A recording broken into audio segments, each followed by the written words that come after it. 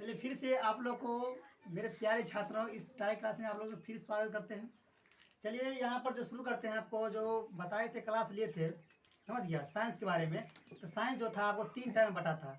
तो बताए थे पहला था आपको जीव विज्ञान, भौतिकी विज्ञान, उसके बाद हुआ रसायन विज्ञान। तो हम जो इससे जो पहले क्लास में लिए थे कि जीव विज्ञान का कुछ यहाँ पर ऑब्जेक्टिव महत्वपूर्ण ऑब्जेक्टिव बताए थे। कहते हैं कि ये क्वेश्चन आप लोग अच्छा तैयारी कर लें ताकि ये भी क्वेश्चन आप लोग सुना छूटे, ठीक है। तो आज हम चलते हैं साइंस का दूसरा जो है, जिसका नाम क्या है यहाँ पर भौतिकी विज्ञान, जो आप लोग इंग्लिश में जानते हैं क्या, फिजिक्स के नाम से जानते हैं। फिजिक्स मतलब इंग्लिश में क्या बोलते हैं, फिजिक्स, और हिंदी में क्या बोलते हैं यहाँ पर भौतिकी विज्ञान। तो यहाँ पर जो है क्लास 10 के लिए काफ़ी इंपॉर्टेंट क्लास है, आप लोग अच्छा से करना। यहाँ पर एक क्वेश्चन है जो बिहार बोर्ड में अधिकांश सर्वे करता है, ठीक है। तो इससे जो पहले जीव विज्ञान का जो क्वेश्चन बताए थे तो उसको अच्छा से तैयारी कर लेना, क्योंकि एक भी क्वेश्चन आपको जीव विज्ञान से अगर बिहार बोर्ड में पूछेगा तो मेरे हिसाब से नहीं एक बराबर छूटेगा, समझ गए। चलिए आज हम चलते हैं भौतिकी विज्ञान की ओर, जो यहाँ पर कुल 30 को ऑब्जेक्टिव लिख दिए हैं। वैसे तो 60-70 विषय भी ऑब्जेक्टिव बनाए हैं, तो इसमें तत्काल के लिए यहाँ पर 30 से भी लिखे हैं, क्योंकि बोर्ड छोट है। और जितना ऑब्जेक्टिव बच गया तो अगला हम क्लास ले लेंगे। चलिए यहाँ पर शुरू करते हैं। तो पहला चैप्टर का यहाँ पर दिया गया है प्रकाश के परावर्तन का क्वेश्चन यहाँ जो लिखवाया है, दिया गया है प्रकाश किस माध्यम में गमन करता है। आप लोग थ्योरी में पढ़े होंगे, जो प्रकाश मतलब क्या हुआ, जो हम टॉर्च से प्रकाश निकालता हो या लाइट से हो या किसी भी अन्य वस्तु से हो, है कि नहीं। जब भी प्रकाश जब गमन करता है वो सीधी रेखा में। यहाँ पर दिया गया है प्रकाश किस माध्यम में गमन करता है। आप लोग को पूछेगा बिहार बोर्ड में तो आंसर में टिक लगाना क्या, प्रकाश जो हमेशा सीधी रेखा में गमन करता है, समझ गए।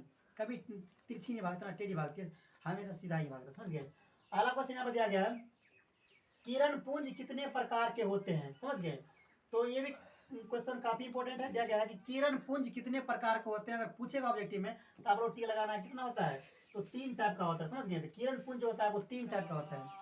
और यहाँ पर अगला दिया गया है निर्वात में प्रकाश का वेग कितना होता है, समझ गए। और ये क्वेश्चन पूछेगा कि निर्वात में प्रकाश का वेग कितना होता है, तो आप लोग टिक लगाना है कि 430 गुना 10 के पावर -9 मीटर से 690 गुना 10 के पावर 9 -9 मीटर तक। इसको याद कर लेना, पूछा देता हूँ, ठीक है।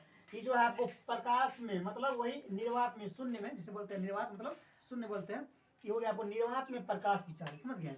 उसी तरह से यहाँ पर लिखा दिया है कि वक्र दर्पण कितने प्रकार के होते हैं, समझ गए। अगर पूछेगा तो आप लोग टिक लगाना है किसमें, क्योंकि वक्र दर्पण जो होती है आपको 2 टाइप का होता है, 2 टाइप में टिक लगाइएगा, समझ गए।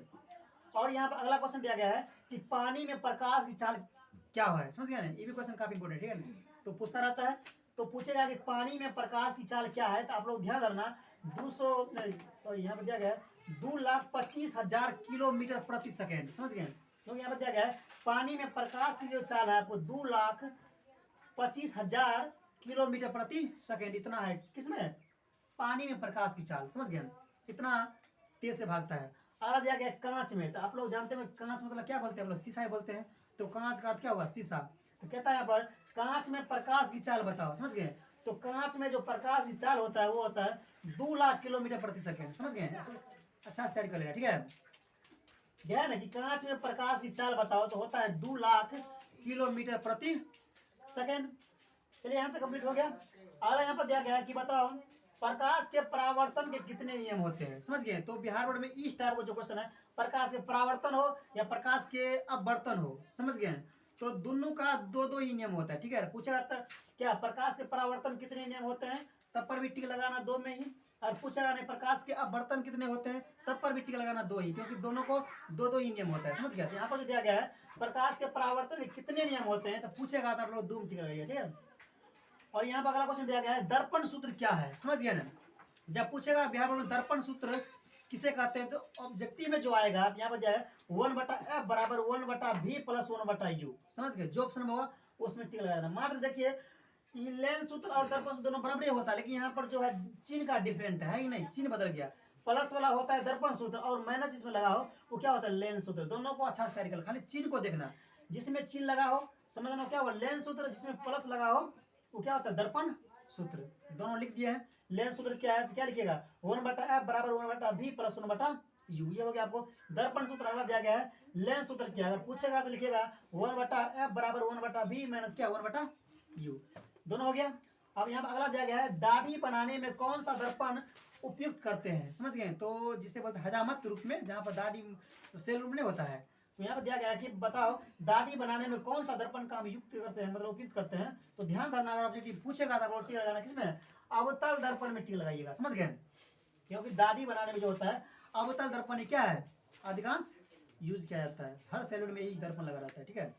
चलिए अगला देखिए, यहाँ पर गोलीय दर्पण में फोकसांतर, जिसे हम शॉर्ट में क्या लिखे हैं, F लिखे हैं, और वक्रता त्रिज्या शॉर्ट क्या लिखे हैं, R लिखे हैं, के बीच क्या संबंध बनाएगा, समझ गए ना। तो ऑब्जेक्टिव पूछेगा तो R बराबर 2F, R बराबर 2F में ई क्वेश्चन पूछा गया है, समझ गए। हम लोग का जब एग्जाम हुआ था इसमें क्वेश्चन आया था, इसको आप लोग तैयारी कर लेना, क्योंकि बिहार में जो है पिछले क्वेश्चन रिपीट करता रहा, ठीक है ना। इसीलिए आप लोग से ये भी क्वेश्चन मिस ना हो, अच्छा से तैयारी को एक ही क्वेश्चन क्या करना है, दिमाग में बैठाते जाना, ताकि ये भी क्वेश्चन आप लोग से क्या हो, छूटे ना, समझ गए।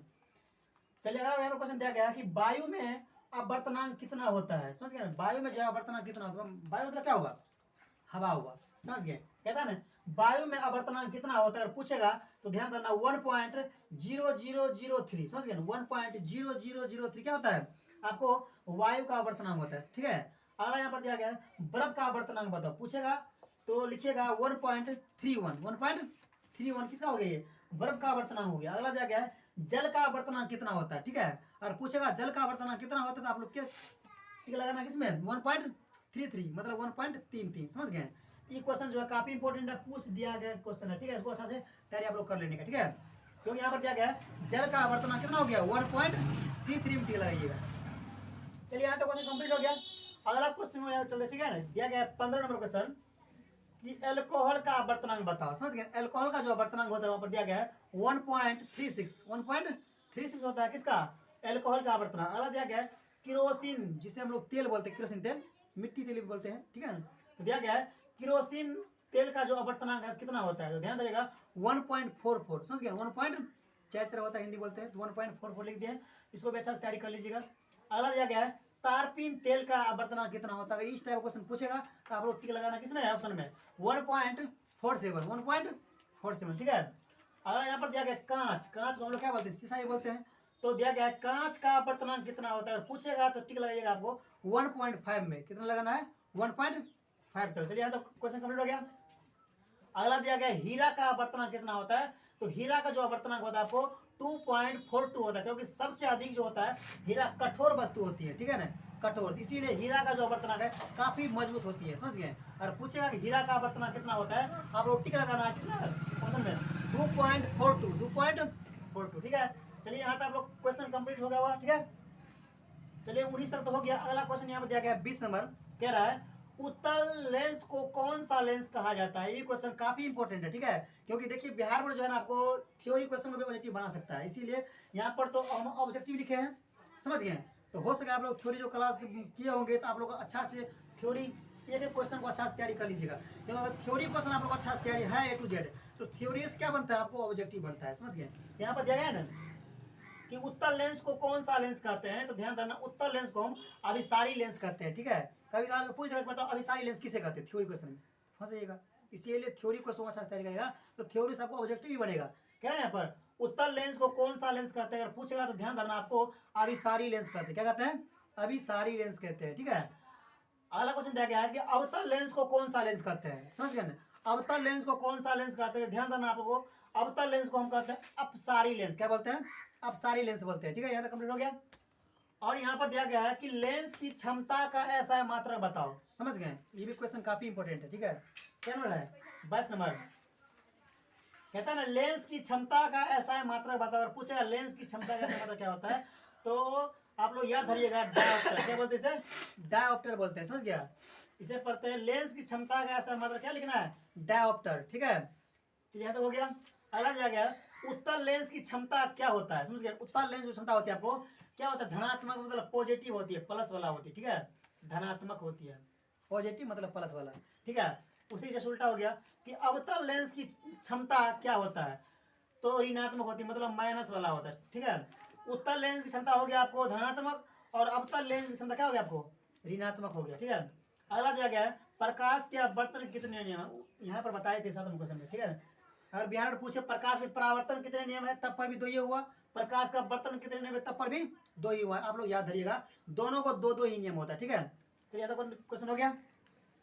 अगला यहाँ पर दिया गया है कि कांच प्रिज्म द्वारा उत्पन्न श्वेत प्रकाश के स्पेक्ट्रम में किस रंग का किरण का झुकाव सबसे अधिक होता है। समझ गए ना, जैसे बताए थे वो जब चैप्टर पढ़े मानव नेत्र में, समझ गया ना, जब स्पेक्ट्रम प्राप्त करते हैं 7 रंग जो होता है सूर्य के प्रकाश से, तो स्पेक्ट्रम में 7 रंग निकलता है। बै जा हो नी पी नाला पढ़े होंगे, बै जा हो नी पी नाला, मतलब उसमें 7 रंग क्या होता है, मिला हुआ रहता है। तो वही यहाँ कहता है कि कांच प्रिज्म द्वारा उत्पन्न श्वेत प्रकाश के स्पेक्ट्रम में किस रंग की किरण का झुकाव सबसे अधिक होता है। और पूछेगा, ठीक है, आप लोग टिक लगाएगा किस में, बैगनी रंग का। समझ गए, बैगनी रंग का क्या होता है, झुकाव सबसे अधिक होता है।